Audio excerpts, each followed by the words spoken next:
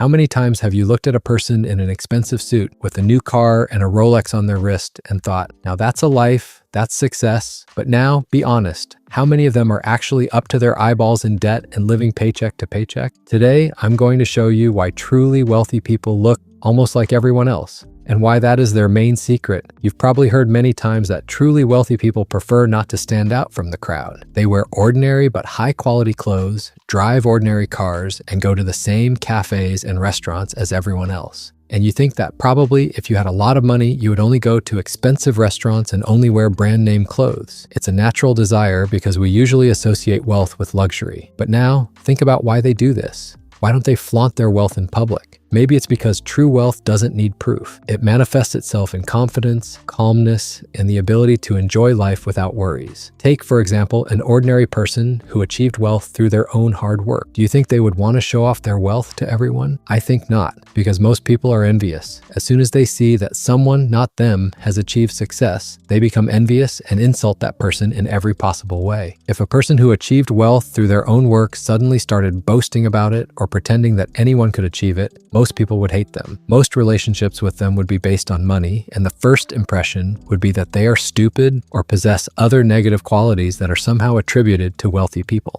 That's why it's very important, even when you have a lot of money, to remain humble and not stand out, unless it works to your advantage. Wealth has two sides to the coin. One is a luxurious and peaceful life, and the other is a noisy and scandalous one. I think most people would choose to enjoy the life of their dreams in peace, without envy and hatred. Let's now talk about the poor person who pretends to be rich. How long can they keep up the pretense of being wealthy? I think it depends on the person, but honestly, not for very long. In the end, a lie that isn't backed up by anything is exposed too quickly, and the person who lies about their wealth will soon regret it. There are several reasons for this. They will spend more money than they can afford, they will try to appear better than others, and everyone will be drawn to them because of their imagined wealth. And in the end, they will find themselves at a crossroads. Either stop showing off because they have very little money left, or start a business to maintain their status. But I'll tell you, statistically, very few people without experience manage to build a business quickly and make a lot of money. An important point is that if you don't try to stand out and show everyone how great you are, life will be easier for you. You simply won't be dependent on the opinions of those around you. And as a result, you'll become more productive and focused. And in business, that's very important. It often happens that you have an argument with someone in the morning and the whole day goes by in a bad mood. That's exactly what happens to those who depend on the opinions of others. Let me give you an interesting example that clearly shows why you shouldn't flaunt your money. At first glance, it seems, if you have a few $1,000,000, you buy a nice toy and enjoy life. But in reality, a person acquires not just a means of transportation, but an entire business that needs constant financing. In the world of wealthy people, there's even a saying, if you can afford to buy a yacht, you can't afford to own a yacht. The biggest loss that people rarely think about is depreciation. A new yacht, like a new car, loses 20% of its value as soon as it hits the water, and over 5 to 7 years, it can lose up to 50% of its value, meaning hundreds of thousands of dollars go up in smoke for nothing. Then there are the ongoing maintenance and repair costs. The machinery operates in a harsh saltwater environment and requires constant attention. Hull cleaning, replacement of consumables, and the older the yacht, the more expensive the repairs. The yacht needs a berth in a special port, and marina fees, depending on the length, can range from $1,000 to $5,000 per month or more. Plus, in winter, you either have to pay for winter storage on land or take it to warmer climates. If the yacht is over 10 to 12 meters, it needs a professional captain with a salary of $3,000 to $6,000 per month. And if a crew is needed, that's another similar amount, plus taxes and food for the crew. Compulsory insurance is usually 1 to 3% of the yacht's value per year. So for a $2 million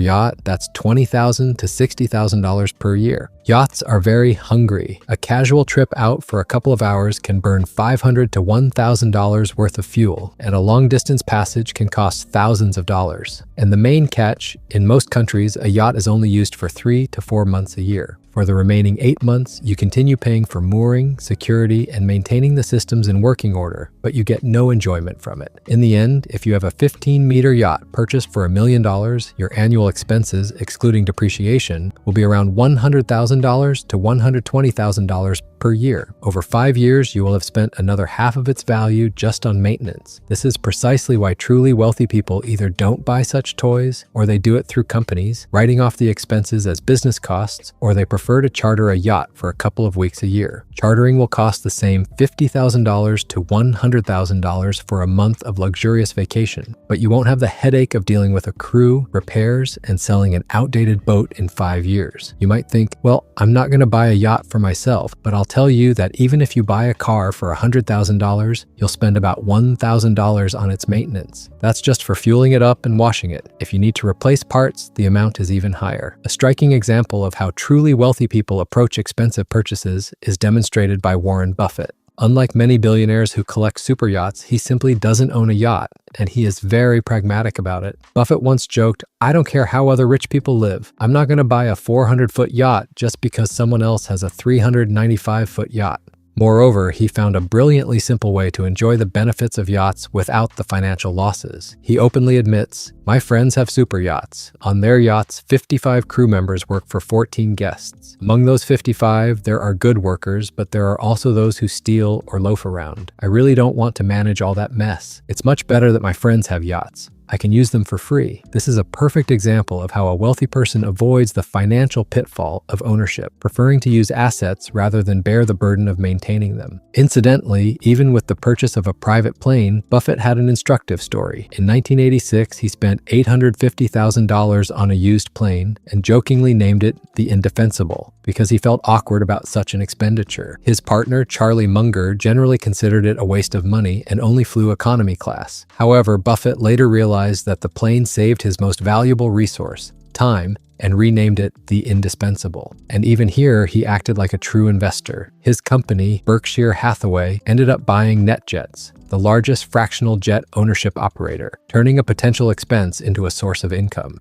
And this applies to absolutely all expensive purchases, whether it's a luxury car, a country house, a yacht, or a watch worth hundreds of thousands. They don't just take your money at the moment of purchase. They continue to drain it from your pocket every month on maintenance, taxes, insurance, and staff. Through his example, Buffett shows a wise approach. Use assets, even other people's, but don't fall into the trap of endless expenses for their upkeep. Another great example is Mark Zuckerberg. He is perhaps the most striking example of a billionaire who consciously rejects ostentatious luxury, and his habits clearly demonstrate the philosophy of mindful spending. His most famous quirk is the famous gray t-shirts he wears constantly. And this isn't just an eccentricity, but a conscious strategy. Zuckerberg explains that he doesn't want to waste mental energy choosing clothes in the morning and prefers to direct it towards solving work issues and managing his empire, following the example of Steve Jobs with his turtlenecks. This is called reducing the number of minor decisions. After all, why waste brainpower on a t-shirt when you could be thinking about developing